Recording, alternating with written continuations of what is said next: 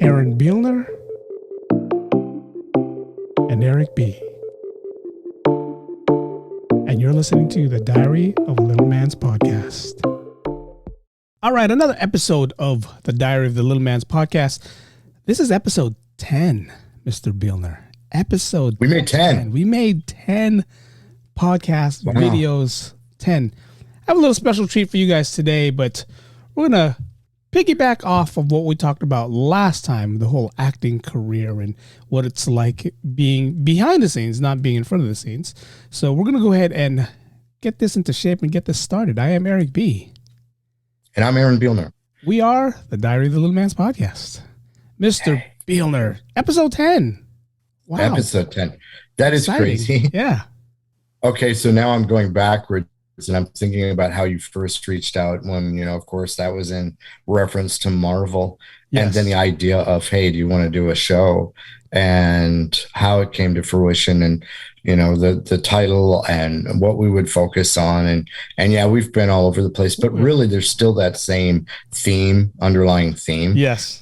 Especially because just by the nature of the beast, I'm speaking, you're giving your viewpoints and background, I'm giving mine. And so, yeah, even though it gets a little crazy, non sequitur and off topic, but it still has the major theme. It's hard to fathom it's 10. Yeah. It's funny. I'm looking at our the show that I asked you to be on my channel.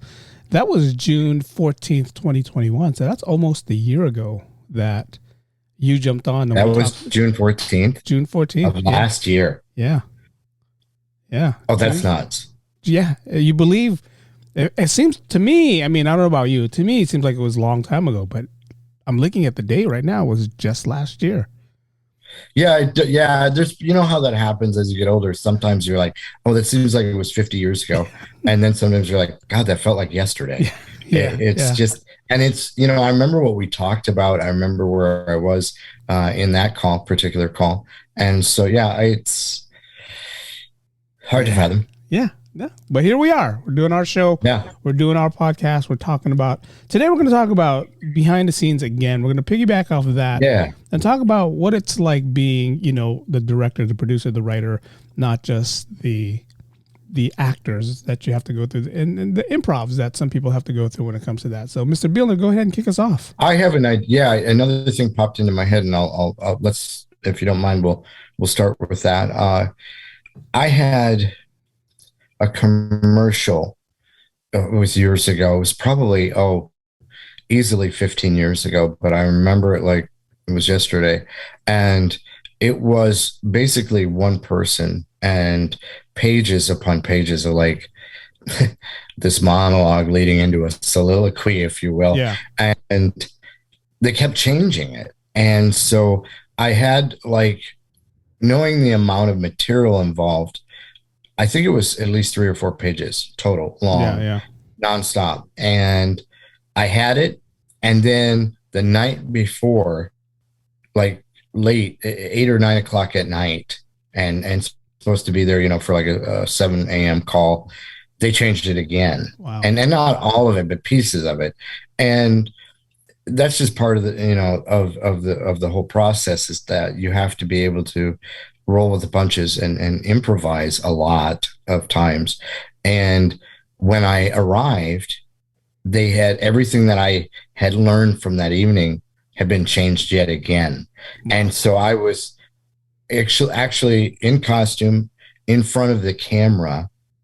And it was one of those where they can use it's stock. And so they can use you for numerous products. Okay. Like, you're not necessarily naming the actual product. You're just referencing, this sale and blah, blah, blah. And so it can be across the board. It can be used for how many different things. Yeah. And I remember being so excited when that was done. It was a 2-day shoot. And I've never been so happy to have something behind me. Yeah. Usually in this business, and not to be sappy, but usually in this business, as an entertainer, you grow attached to if it's something worth your while, you grow attached to the material and you grow attached to the ensemble. You really do kind of form this makeshift family in very short order. Yeah. And so there have been moments where it's tough to say goodbye to the material, to the storyline, to the people, and not just in front of the camera. The people behind the camera are they're just as important, if not more important, than what's in front of the camera. And I would love to address this. We had talked about this before the show, where you have people who step up and are so impressive and are relentless and give you everything they've got, and you think there's no way there's anything left, and then they they come back for more and they keep going. And that's a lot of any industry. That's a lot of the old cliche of the unsung heroes. Yeah There are so many people in what you do and what I do that don't get many accolades, but God, if it weren't for them, you'd be stock. Yeah. I mean, I know, totally know what you mean. Yeah, exactly. So there have been a few productions where you can see, especially like, and this should never be underscored, like even the production assistants who, and I don't say even the production assistants like they're less than, but those people they're jacks of all trades, and hey, can you do this and do this and do that? And without them, you wouldn't get a fourth of the way through what you're trying to accomplish. The lighting, the electrical, your gaffers and grips, your first units, your second units, your first and second ADs. Those people are, especially the first AD. The first AD, the first assistant director, is like the stage manager aficionado, what type of, like, all encompassing. They corral people. But they're not just corralling like the actors and the extras. They're corralling like the director, and trying to keep everybody on track, because behind them are producers and executive producers who are going, we have to get this done. We have to get this done. We have to get this done. So I've worked with many a director who are very ingrained in their visions, which is great, but to the point of they, don't worry about time. They don't worry about, the chronology of anything. And they're all about their vision. And then you've got your AD and your second AD who are like, we need this, and this, like yesterday. Yeah. Okay, we have 20 minutes to shoot this. And there's like no way that you're going to get everything set up and arranged and shot in 20 minutes. And yet somehow they stay on it. I honestly, and then I promise I'll stop talking for a while. It's okay. I honestly don't know how more people don't crack. Yeah. You know what I mean? I mean, it's such a dog eat dog and go process. That there's a reason you work for like weeks at 10 to 12 weeks, and then you've got a little downtime. Because if you go, I've seen people go back to back, and they're just putting by the second or third week in the second production, and they're like, oh God, we've got 10 more weeks of this. So, you need that mental break. I mean, that goes for everything. Absolutely. Right? Yeah. I know these two guys are brothers, and it's funny because they work AV here in San Francisco. And the last time I spoke to them, they were working with The Matrix, and they were doing stuff with The Matrix. They're doing AV stuff. They also work with Shang-Chi when Shang-Chi was being filmed here in San Francisco. And I spoke to one of them. It was Tommy and Tony, they're twins. And I said, hey, Tommy, I thought you guys were offered to go out to work with Marvel in Atlanta. And he said, yes, but being an AV in San Francisco, we're just in San Francisco. We're not traveling. We're not doing. He goes, if we work with Marvel, we're doing whatever Marvel wants us to do. And I don't know if I'm going to have a Monday through Friday, exactly what you just said, or if I'm working 3 days or 2 days. Here in San Francisco, if Matrix is filming for 12 weeks, I know I'm working for the next 12 weeks because we're filming in San Francisco.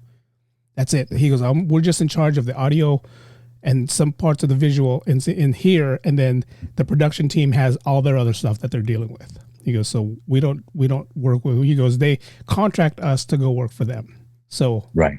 I was like, wow, I never even realized that can happen. Oh yeah, yeah, yeah. Oh yeah. That's the part of the business that I had to learn as well. There are so many different facets that can be all over the place. You know, not everything is in one location. Yeah.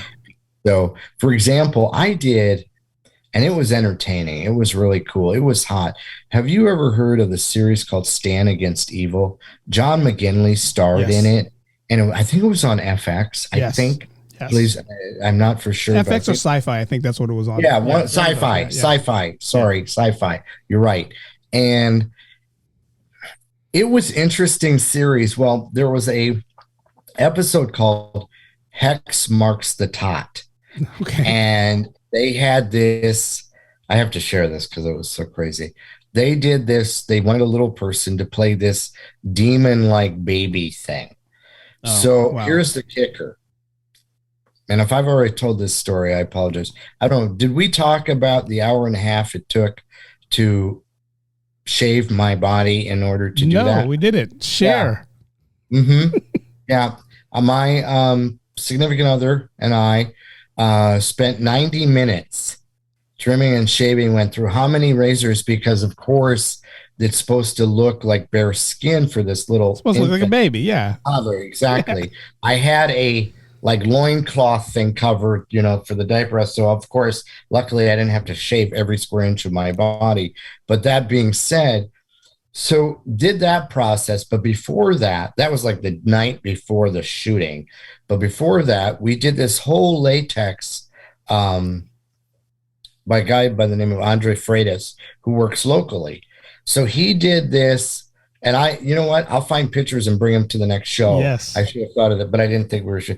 So he did this latex mold where you literally have nothing but your nose holes open. Yes. And it's rubber and you sit in it for a long time. And then they peel it off you, which is like a waxing. I mean, it rips off every little hair that isn't covered. Like I had a rubber cap on, so it didn't rip the hair off my head. But like every little hair that's on your neck, everything, it comes off with this molding. Anyway, so he does the mold, and you sit there for, I thought it was like 20, 25 minutes. Okay. Then they take that mold and they mailed it all. I think it went all the way to LA. Wow. Okay. And they made the head for that. So they're molding, so they're pouring into that mold he's made to make this head. The character's name was Aiden Braden, was the little demon infant toddler thing. Anyway, that material, when it came back, was probably close to 1 inch thick. I would say at least 1/2 to 1 inch thick latex, and it shrunk in the process. So it was really so they ended up cutting it in the back and then kind of stitching it around me. Yeah. And it stayed on for like 10 hours a day. I did 2 days on that as well. And it had eyes that were like bulgy alien demons. Those would pop out so I could see when I wasn't on set, and a mouthpiece that had these gross little like nubby infants, toddler like teeth that they could pull those out too so I could eat. So I ate, or had from water or whatever, but I wore that for 10 hours. But I say all that to say, so that whole process, started in Atlanta with the first pouring the cast, if you will, and then took that mold, mailed that out to Los Angeles. They made the head out there, then mailed that back. I mean, it's wow. When you think about it, another one that was really interesting was the House with a Clock in Its Walls, which is a book, almost like a Harry Potter-esque style book, and teenage or late 12 to 13, 14-year-olds would be interested. Anyway, Jack Black was in that, and Kate Blanchett starred in it. Anyway, I was in that, but you'll never know that because I played what were called these automatons. The only reason I'm mentioning that, here's another behind the scenes. Yeah. Steven Spielberg owned most of these automatons that they used in the film. And so he has this collection that was shipped from, I think, Los Angeles to Atlanta. And a good friend of mine by the name of Josh Stacy, or Jim Stacy, but he goes by Josh as well. Jim Stacy was the handler for those. Yeah. So behind the scenes, he's got to record everything. He's got to watch them, make sure nobody's touched them too much, make sure they're not going and disappearing. Because this was like a large, very expensive collection. Yeah, I bet. And they don't make these anymore like this. If they do, they don't make them of this scale. And some of them were like as big as humans. I mean, they were large, and some of them still worked. Where, you know, they were originally designed by like clock watchmakers. Yes. You know, the innards of these things are, I can't believe I just used the word innards, but the innards of these things are like the same as like what's in a watch. And you would wind them up and then they start to move and do their thing. And so all of this, oh my God, he would have to check in the morning. He would have to check in, you know, there was constant watch to make sure nothing happened to these things, you know, nothing was destroyed. And then pack all that up at the end of the production. And I'm guessing I would assume they went by plane, you know, shipped back, or maybe they didn't, maybe they traveled on the road. I can't fathom that, but shipped all that back. All of that for a scene that lasted, if I remember correctly, maybe 3 or 4 minutes tops. Yeah. Wow. Because the whole concept was, and not to spoil the film, I mean, I'm not really spoiling, they come to life. Yeah. And they kind of turn on the humans. And so that was an interesting scene and wild. And we did makeup tests. I was in 2 different styles of makeup because I played 2 different automatons. Yeah, it was wild. It was really, really crazy. And you don't think about any of that stuff. No, you don't. I mean, think of all the films. Yeah. You know, name a film that you like that is like super special effects. Yeah. Oh, the hours and hours and days, weeks, months that go into all of that creation. Yeah. I mean, us Marvel fans here, you know, especially Marvel, how they love to shoot in San Francisco, and they'll use like external shots of San Francisco. And then, you know, us eagle-eye San Franciscans were like, wait, that's not San Francisco. And then when you look at the credits or you go online, you're like, oh, this part was filmed in Atlanta. And only because, and it's funny because we were talking about Ali Wong the other day, and I was reaching out to, you know, producers and directors. And one director or one co-producer that I reached out to, I actually spoke to him and said, hey, let me ask you a question. Why this film was filmed in San Francisco, but you guys had a couple shots that was not San Francisco? And then when I looked at the credits, you guys were filming in Ontario. And he was like, dude, it's San Francisco's taxes. You guys kill us. Film industry don't like filming in San Francisco because of the taxes. And there's a coalition. It's funny. I never even knew this till we talked the other day. There's a coalition in San Francisco, and it's called the San Francisco Film Coalition, who is trying to give producers, movie makers, a tax break so they can show off San Francisco. And I said, whoa, they should do that, because you don't know how many movies I've watched, or even TV shows that I watch, where 1 minute you're driving down a famous San Francisco scene, you make that quick left turn, and then you're not even in San Francisco. You're like, wait, this is not San Francisco. You know, Black Panther, they didn't film anything in San Francisco or in Oakland, but they were saying they were in Oakland. So it's kind of one of those things where I understand the struggle. I understand why the taxes are, but I think if I'm a filmmaker and I want to say, hey, San Francisco, I want to use your beautiful city, you should give me a tax break. Give me a tax break. It would be wonderful. Yeah. It would be awesome if it worked like that. Yeah. I mean, let's be real. We know exactly what's underlying in everything. The almighty dollar. Mm-hmm. We're, you know, I'm going to get a little blue when I mention this, because I was a huge fan of Robin Williams. Yes. And Robin loved to shoot in San Francisco. You know, Mrs. Doubtfire is San Francisco 101. And there are such beautiful peaks and valleys of that city. And of course, all the different landmarks that are, you know, anybody, people who live under rocks would know the Golden Gate Bridge and know the Bay and know Alcatraz, of course, and know, I mean, that's the wharf, and that's just the beginning. What's interesting, we're working on, and if you're cool with me sharing this, I please can't share so much. We're working on a concept right now where all of it will be shot in Georgia, in a location in Georgia, and yet we will sell it as it's in Chicago, and we will have to do probably a week's worth of recording, a week's worth of filming in Chicago, doing exteriors, doing, the wide shots, doing, some scenes, the Norman Rockwell feel of the landscape and what have you, in order to sell it. People do that. I love sitting when people are like, oh, this is in this city. And you go, well, it looks like it's in this city. But in all reality, if it's supposed to be in New York, I had a person I'm working with recently who actually used a location in Georgia and made it look like Brooklyn. Yeah, wow. And so, I mean, that's a stretch, but it can be done because you do everything you can to mask. And the other truth is, like you said, right now, Georgia's tax incentives, and hopefully it continues because it's amazing, are pretty decent.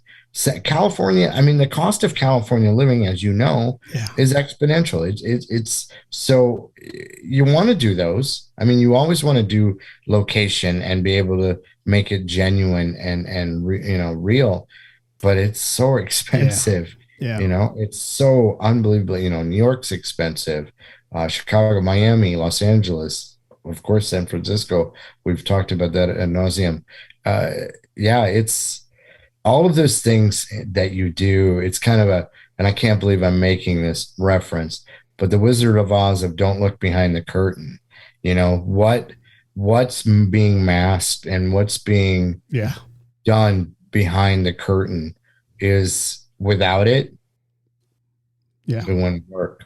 It wouldn't work. And so, that's interesting when you talk about Marvel or Disney or, Sony, Screen Gems, all those big production companies who, I mean, they can make a lot happen. It's crazy. Yeah. And it's funny because, I spoke to Linda Cornell, who's she filmed a TV show here in the 80s called Too Close for Comfort with Ted Knight. And she explained to me one time, I was like, so how was it like filming in San Francisco? Me, I'm naive. I didn't really know at the time when I spoke to her. Mm-hmm. And she did the whole, oh, you sweet child. She goes, that's what we love about, you guys who are fans. We only shot the exterior shot in San Francisco. He goes, I probably went to San Francisco once or twice, but not for Too Close for Comfort.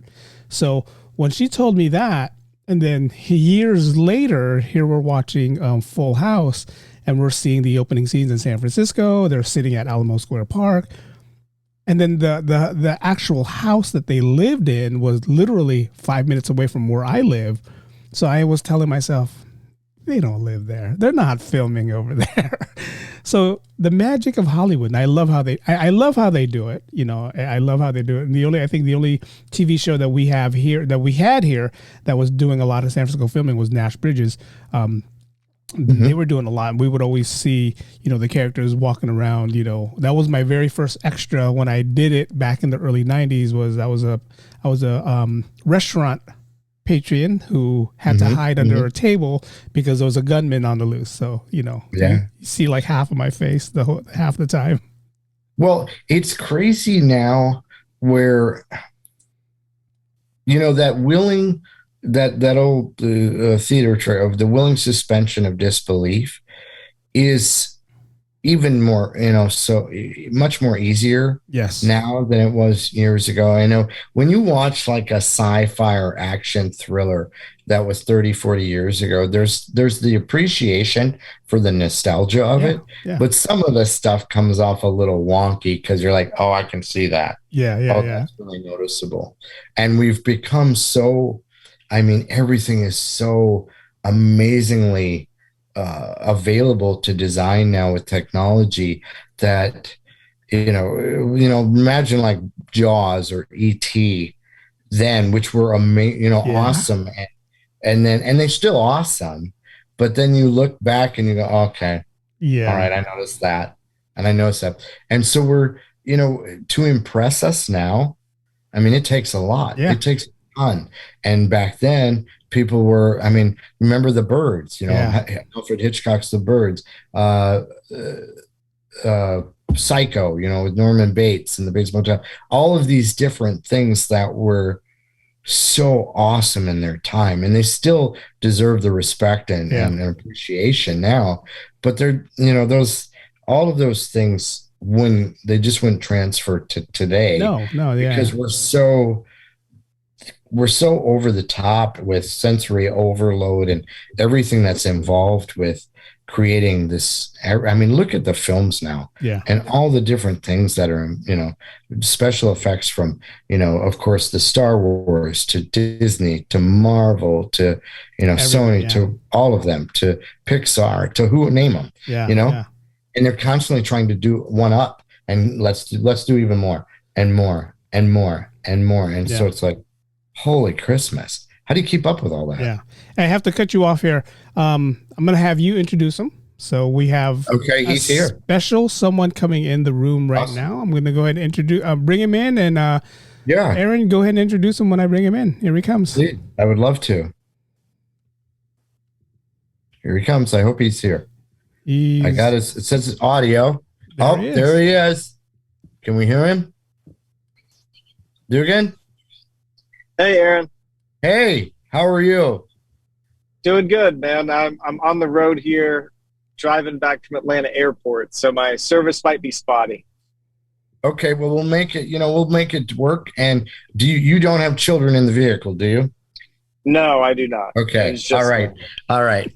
Do I need to turn my phone sideways or try to? No, you're fine the way you are. No, you're fine the way you are. We can see you. All right. Yeah. All right. So, Dugan Bridges, meet Eric Bolanek. Eric Bolanek, this is Dugan Bridges. Mr. Dugan? And to the rest of the... nice to meet you, Eric. Nice to meet you as well, Dugan. Thank you for being on. Yeah, no, of course, man. I love Aaron. It's like a brother to me. Nice. So I'd be happy to be on. So to the rest of our viewership, this is Dugan Bridges. And really quickly, Dugan, then I would love for you to chat.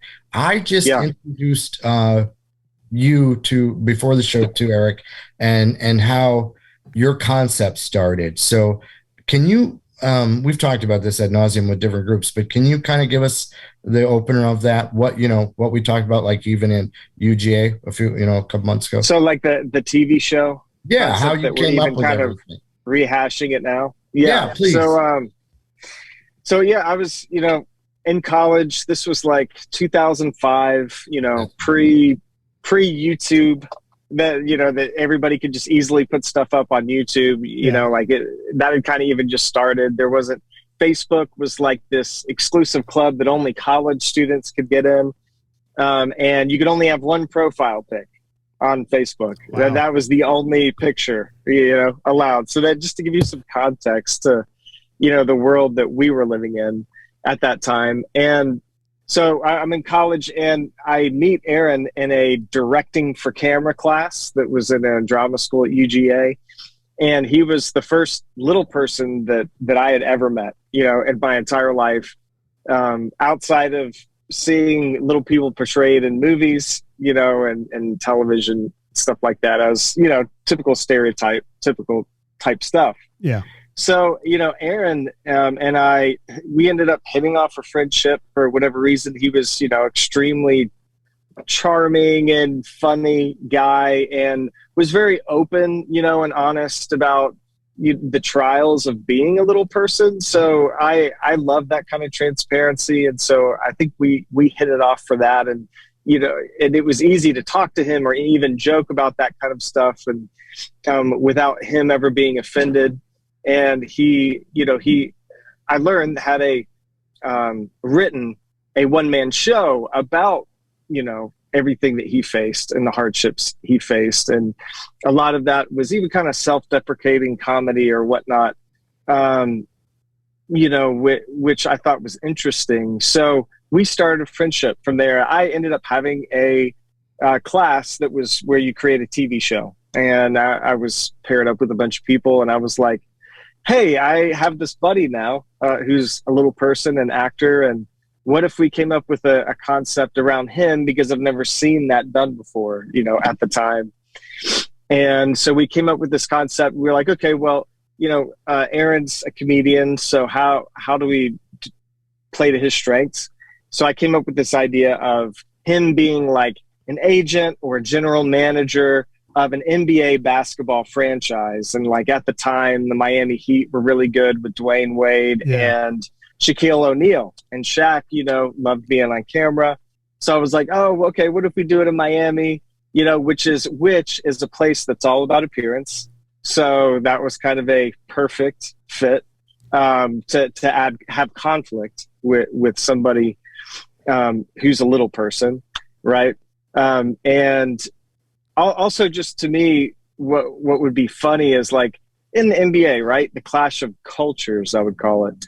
If especially with the African American NBA players, and the background that a majority of them come from is so much different than C-suite white executives, who probably went to private schools their entire lives and stuff like that. Right. So to me, that was alarm went off. That in of itself, that environment was interesting. Right. And so then to be able to throw somebody like Aaron in the middle of that, as maybe kind of like the key that breaches both worlds, where it's like, yes, he was a straight white male, but was totally outcast, as a straight white male because of his size and height. So he understands what it's like to be a minority, even though if you wouldn't have classified him as a minority as a straight white male. So anyway, you could have his character identifying with the African Americans, NBA players, maybe in an unconventional way. And this was the original concept, and it won best concept in my class, yes, which was like 99% white people, and so that was kind of cool. So we got our little folder and championship thing, but that was the original concept. And like I'd say we then graduated, and I had a mentor, and she was like, look, making a independent film would be the fastest route for you to be able to get something made. So that TV concept just got put on the shelf entirely. And so then we came up with the Little Tin Man with the intention of we want to make this thing for under $1 million and be able to shoot it in New York City and have it still be reflective of Aaron's life, because then we incorporated his one-man show into that concept more directly. So anyway, that's how we met.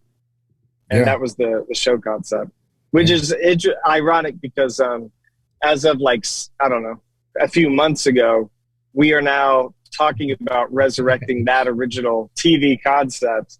Now that Aaron oddly has connections to the NBA franchise, the Atlanta Hawks. I was like, Aaron, why didn't you tell me this?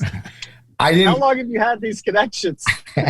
I have to respond to that. I didn't even put two and two together about that. How I sound so aloof and obtuse because I met a man by the name of Steve Koonin. Steve Koonin is the CEO for the Atlanta Hawks. Oh, wow. But before he was with the Atlanta Hawks, he worked as a CEO or president of one of the branches of TNT, of Turner Network. And that's how I met him. I met him through this thing. The TNT used to have this like corporate party thing called the Drammies, where they awarded like people who had done well in their network and behind the scenes, whatever. And so that's how I met Steve Koonin. And then Dugan started talking about, hey, what do you think about bringing the original concept of the general manager, little guy who's running this NBA team, and for some reason, the light bulb finally, thank God, went on, and I thought, oh my God, Steve Koonin. I mean, how could we get into the NBA? Steve Koonin. And so I reached out to him. I sent him an email. I didn't have his current phone number. And he responded within a day, and it's like, here's my number. Call me. Let me know what you're thinking. So we're in that process. It's nice. Again, it's crazy how, when you look back at what works, you think, oh, why didn't this work? Why didn't that work? But then something else comes along and it works. And not to get too spiritual or philosophical, but it's baffling how certain things all of a sudden start clicking. So it's right in front of you, Aaron. It's right in front of you. You just I know. look. And that was another one. Yeah. No, it's great. That's great. It's good to hear. And I can't wait to see the finished product on, Yeah. Too bad it's the Atlanta Hawks. I'm excited. Nothing on the West Coast. Yeah. But, it's okay. Yeah, right. Well, see, that's the thing. If we get, and not to speak for Dugan, I think we're on the same page. If we get NBA's involvement, of course, other teams will be there. That's the whole idea of, nice. The process would be pretty cool. Yeah, I know the hype man for the Warriors. So if you guys need Warriors connection, I know the hype man for the Warriors. What's that? Hey, there you go. No, I know the hype man. I can kind of ask to see if if there's anything that he can do. It wouldn't be bad. You can always check into it. Dugan, didn't you do? And if I'm misspeaking, please let me know. What was your role with the cheer squad at UGA? Yeah, I was a hype man. Yeah, my buddy was the mascot, and I was the guy with the microphone and the towel. And so I would get, the cheerleaders would do a cheer of whatever I called, asked them to do. But yeah, I would get the student section, doing the Georgia Bulldogs cheers back and forth in the stadium and stuff like that. So yeah, I was a hype man. How long? But you know what? I did that for 3 years at UGA. When we were a top 10 football program in the early 2000s, and now we're national champs, but I did that. But actually, with Hype Men and Golden State, Steph Curry has a production company. Yeah, for sure. Yeah. So hey, would love to pitch the concept to him. You know what? He'd probably be willing to do it. Steph's the kind of guy where he filmed a commercial here in his house. We're like, wow, is that his house? And we're hearing rumors. Yeah, that's his living room. And I forget what the commercial, it could have been a Bitcoin commercial or a crypto commercial, but it was his living room. And you can see the Bay Area in the background. I'm like, wow, you kind of just told us where you lived, but cool. Yeah, I wonder how many people showed up after that.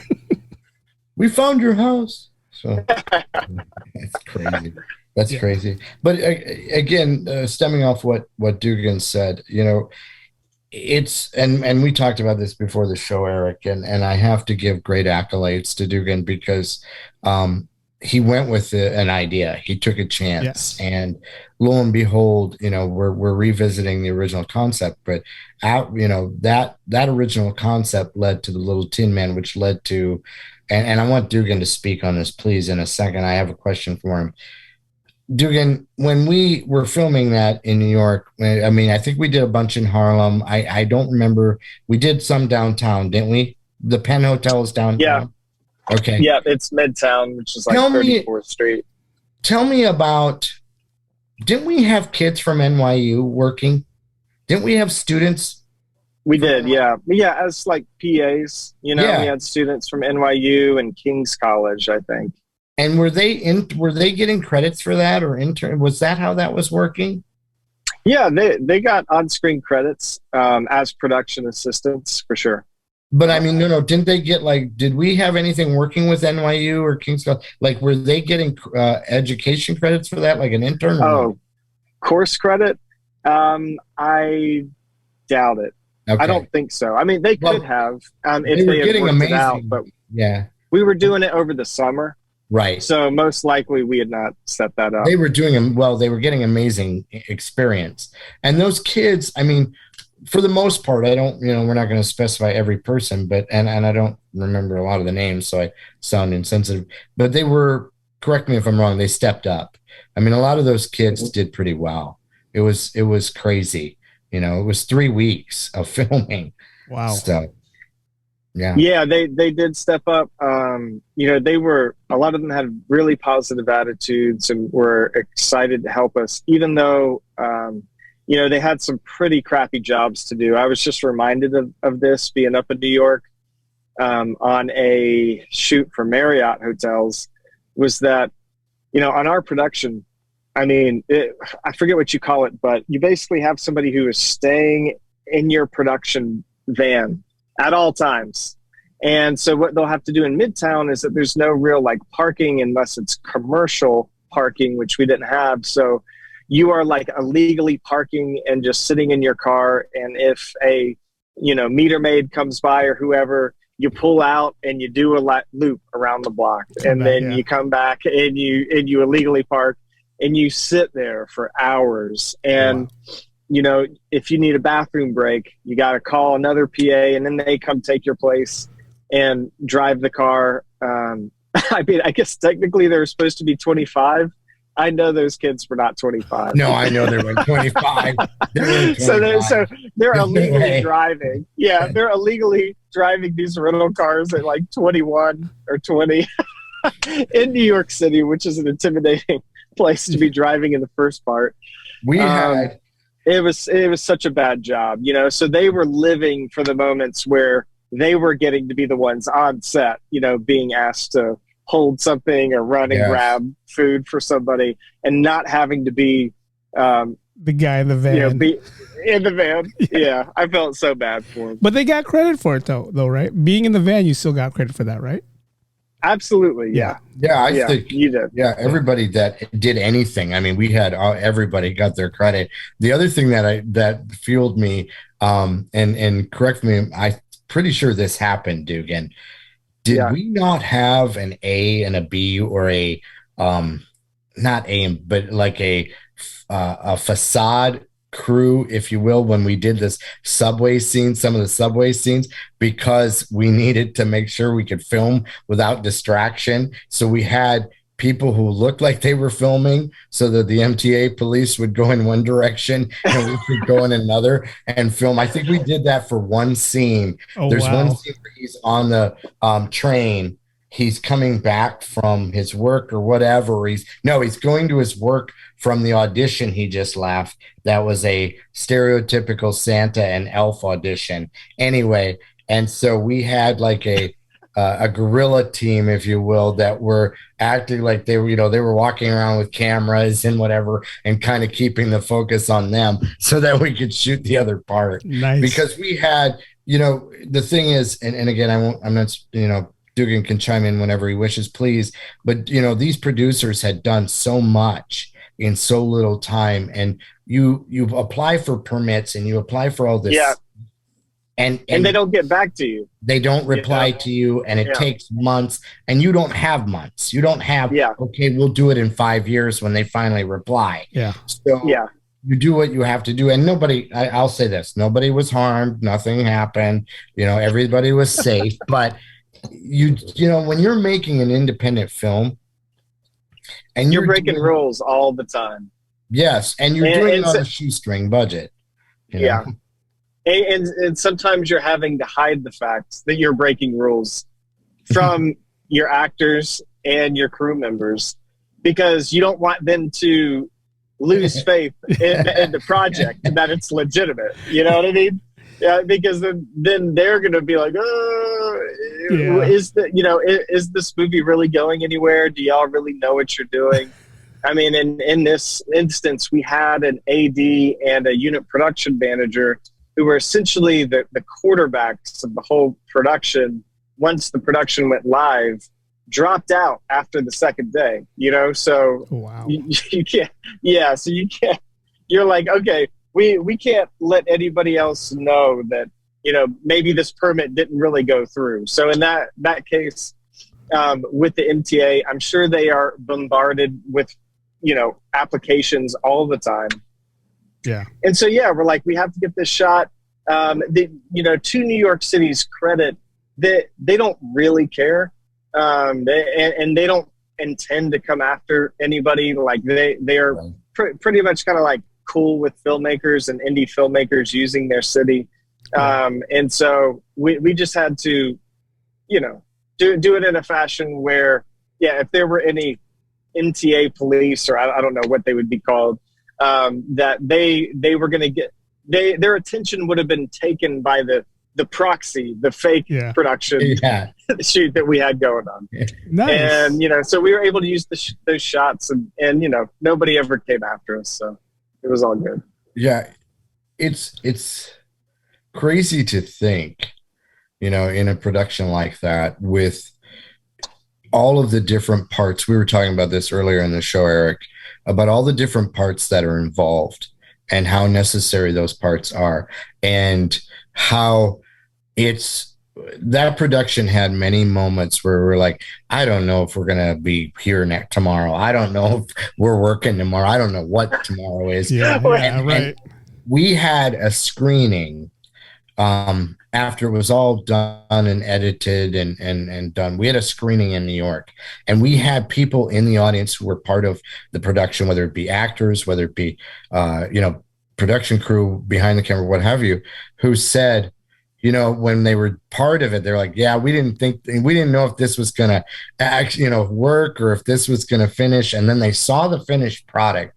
And I take great pride in this only because I was part of something amazing. It wasn't me doing it. It was people like the man you're looking at right now, Dugan Bridges, and the rest of our production crew, producers. And I'm not going to list anybody, I'm just going to say the person here and then everybody behind that person, who went nonstop and went above and beyond and made I know I sound over the top, and I am over the top, but it was a miracle. I mean, they made a miracle happen out of something that should have, it was like we were trying to take this little go-kart and turn it into like, this Maserati, and it worked. It actually worked. I want to tell you a funny story that you reminded me of from that shoot. Okay, just to give you an example. So we ended up meeting this very nice lady who ran the Penn Hotel on 32nd Street, 34th Street. I don't remember exactly. It might have been like events. She ran events or something like that. And she, in a time of need, she told me, she was like, we have an entire floor on this hotel in Midtown that is abandoned, basically. Which, think about this. New York City, prime real estate. This hotel has an entire floor they are not using to make money, which is pretty unbelievable. So we get on this floor, and it looks like, one of those abandoned hospital horror movies. Wow. But it's all we got, So we're filming there with Aaron. And so anyway, fast forward, we've gone to the editing phase, maybe just like a couple months later. And we're like, you know what? We do not have enough angles from this floor that we shot in.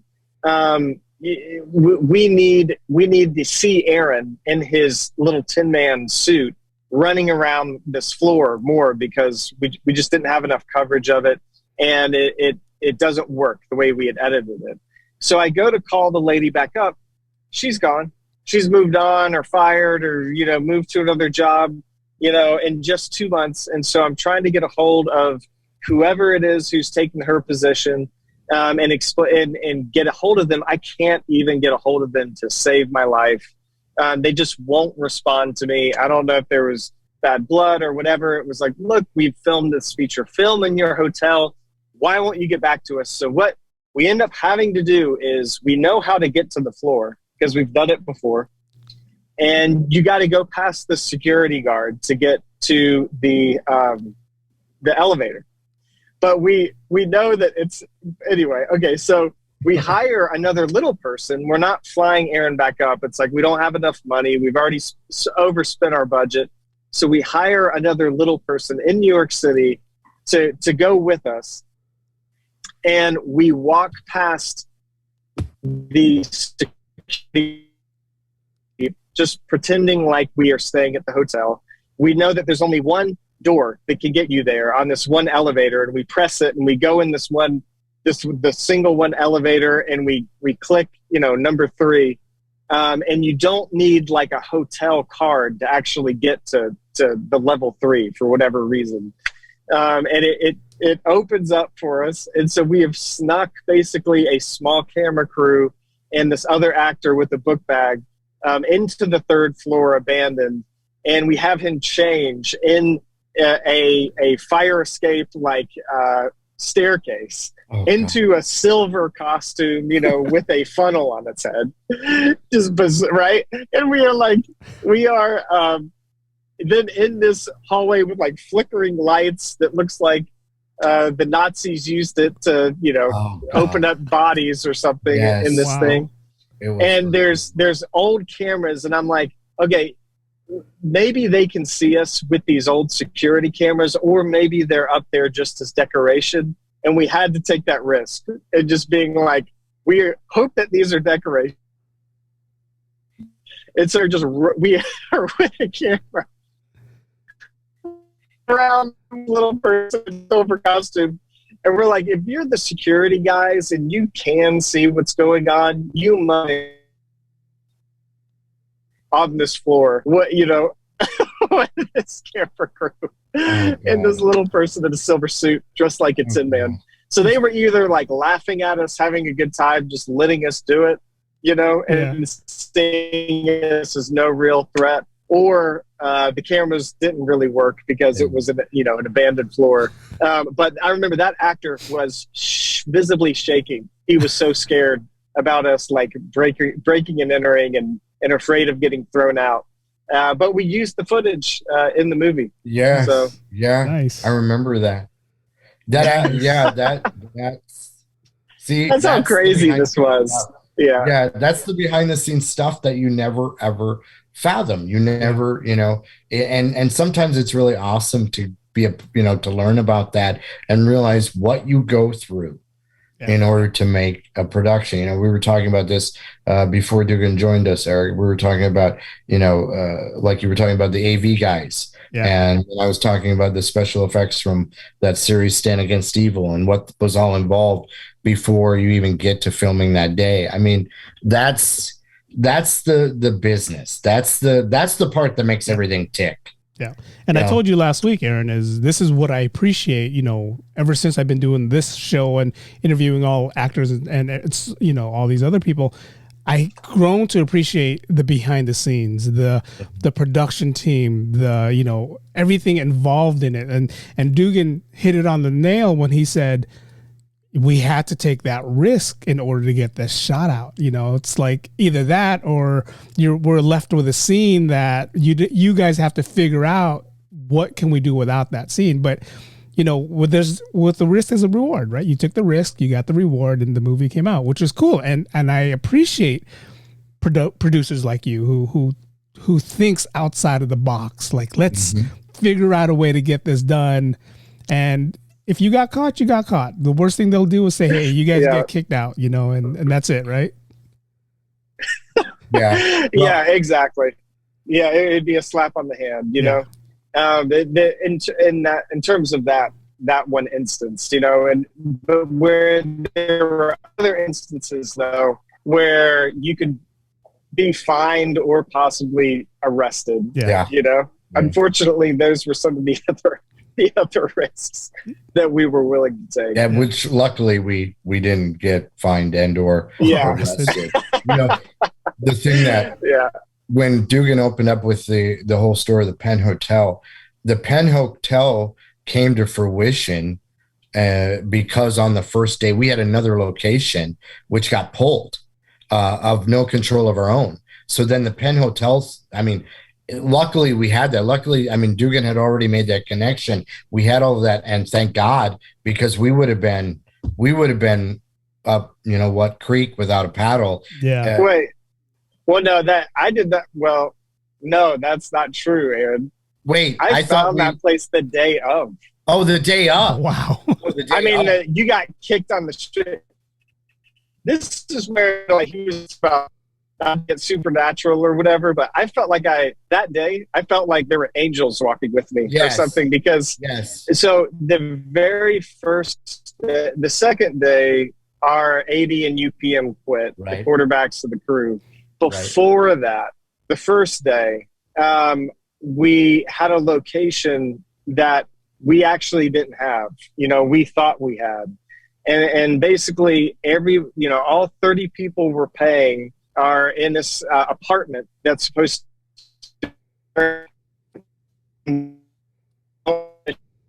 we thought we did. So everybody gets kicked out on the street. I was not on set that day. I was at a studio where we would film the scene where you play an elf on a Santa commercial. Right. And New York required us to film in a studio. And so this studio was on 32nd Street. And I was there talking to the guy who ran it when I got the call saying, hey, day one, everybody's out on the street. We have nowhere to go and film. We're paying off these people, know? And I am just like a ghost, white as a ghost. Yeah. At this point. And I tell the studio guy who runs that studio in Midtown, I'm like, I need an apartment right now. I got 30 people on the street. You run a studio, so you maybe have a connection to a location. Do you have anywhere I can go? And he says, hey man, 2 blocks down the street, Penn Hotel. I know this lady, who runs it. She could have something for you. So why don't you go down there? And he gave me her number. And I'm like, there's no reason for me to go on set with y'all out on the street. So I called her and she answered. And I was like, do you have anything big enough that can pass for in your hotel that could pass for an apartment that I could get access to right now? And that was the first question, and she was like, yes, I do. Up on the penthouse. And I was like, I don't care what it costs. Can I come over and see it right now? And she said, absolutely. And I was like, it was a miracle, and I walked over there 2 blocks away. And once again, if y'all know New York City hotels, the rooms are extremely small, right? It's like European, type stuff because they've all been renovated. This is like the only hotel in Midtown that hasn't been renovated from the pre-war era. And She takes me, by pre-war, I mean like World War I era. And so she takes me to the penthouses, and she has these suites of these gigantic rooms so big that it's like a 30-person cast and crew. You could have people in one area hanging out while you're filming in the other spot. And the other spot even was a 3-sided walled bedroom with a wall that had been taken out. So you could shoot into it with 3 walls. And there's even a door on the 3rd wall. That's unnecessary. Yeah, like you could just walk around the wall, right? It's a door that's there because this had been a 4 bedroom wall at some point, and they had knocked down the walls. So it could not have been a better, literally like a studio to shoot an apartment with enough room for a crew to hang out on 34th Street, Midtown Manhattan. And I got access to it right then when we needed it. So it worked out. That's why we knew the place. And that was the same hotel that then had the third floor abandoned, where we could actually shoot in hallways, own entire hallways of a building, to ourselves, which was like another thing that was hard to find. Yeah. So that was the context to that. That was day one.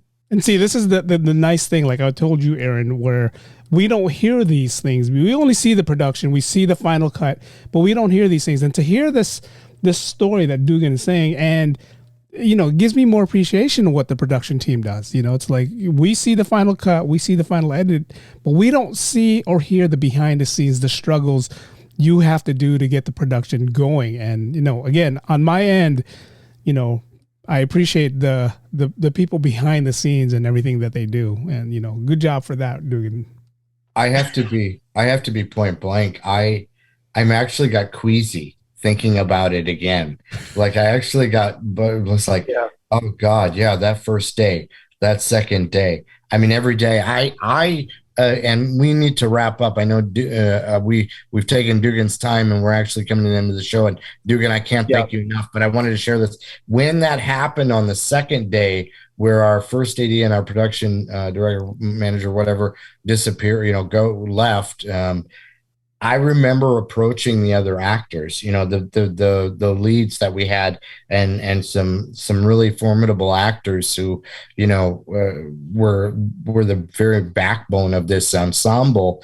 And I remember asking, "Are you guys going to stick this out?" Yeah. And they were like, "Oh yeah, of course, we're not going anywhere." And that in itself was a sigh of relief, even though, we were every day was a little shaky. Every day felt like we were on a unicycle on a high wire. But they stuck it out and they believed in it. And no matter what you're doing, I'll wrap with this as far as my contributions. No matter what you're doing, when you have people who are willing, they're believing in it and they're willing to put forth their best, you can do anything, literally anything, as long as there is that cohesion of enough people who are going, we're going to see this to the end. That made a lot. That always, you can make great things when you have people like that. Yes, totally agree. Dugan, thank you for jumping on. And I'm going to tell you what I tell, guests that we get in the future. If you're ever willing to jump back on the Diary of the Little Man's podcast, please don't hesitate to ask. I'm sure Aaron will reach out to always. You if there's any other backstories. I'm really interested in how you got into Facebook before everybody got into Facebook. That's what got me when you first started talking. Like, you were actually on Facebook before before it became a major social network. Yeah. So yeah, that's a cool story to also have. Dugan, well, Eric, I was just going to say, Eric, thank you for having me on. I was, super stoked and excited to hear that you and Aaron were going to be doing this podcast together. And as his friend, I appreciate you grafting him in and y'all doing this venture together. And I wish it much success. Yes, I'm banking on getting out to Atlanta or to Georgia where Aaron is and actually doing a face-to-face podcast one day. So we'll try to make that work. So thank you so much, cool. Dugan. Okay. We'll check out with you. I'll talk to you soon, brother. Thank you. Thanks, Dugan. Okay. Have a good day. Take Bye. care. Bye-bye. That was Dugan Bridges. That was very, very interesting. I totally enjoyed that. Wow. I mean, to hear it from you, an actor, you explained the stories in the past on, the struggles that you had to go through as an actor and being a, little person actor, but to hear a producer and hear what the producer has to go through just to get a film filmed. I mean, that whole like sneaking into the third floor and having to just, film that, and that poor little person who was like, wait, I didn't know this is what I signed up for. And he's actually, he was awesome. His, and I'm going to name him. His name's Jonathan Kim, and Jonathan is actually in the production of The Little Tin Man. He appears in the scene where they're doing auditions. He's the character that comes out right before my character is called in for his audition, and he was very cool during the production during that time. Very cool to cover and do the inserts and B-roll and he was awesome. I will never forget how much he's done. So Aaron, I am gonna watch this tonight. I told you last time when we spoke almost a year ago that I was gonna watch this. Never got around to it. I will watch this tonight and then I would love to see what you think. Yeah, and again, let's wrap in a minute here, but I'll wrap on this couple things. That film was shot in 18 days because of money and timing. Yes. That film was produced for just shy of $125,000. Nice. And that film made, if I'm not mistaken, it hit 13 different film festivals. It didn't get a truckload of exposure because what we didn't have was millions of dollars for a marketing campaign. Yes. I mean, it was an independent film. So, but I'm very proud of it. I'm very proud of the people involved. There's a list a mile long, the entire cast, the entire crew, everybody who gave any ounce of effort to that, I'm beyond grateful. Yes. I'll never forget them. No, I'm gonna watch it. Thank you. I already set up a time. I'm watching it, and it's gonna happen tonight. But no, thank you for getting me on. Yeah, thank you for getting me on. I mean, again, and I hate repeating myself, but it gives me more appreciation of what the people behind the scenes does, and just hearing his story. And I'm pretty sure he has a lot more stories on behind the scenes work, but just hearing this one for this one production, it's like, wow, you guys did what you had to do to make it work, from the third floor to the MTA scene, having to get that, that fake crew. I mean, just to do all that. And it's funny because this is something other people probably won't even think of. It's like, hey, let's get this other crew and let's let them look like they're filming, but we're really filming over here. And that's something like someone like me, if I did that, I never would have thought of that. So, yeah. When you're in a pinch, you do what you have to do. Yeah. When you have very limited time and you have so many things, because you have to, people, everything that's in the film, almost everything that you see in a film is integral to the storyline. And a lot of what you don't see that's on the cutting room floor, of course, was deemed, not worthy enough to be part of the story. Yeah.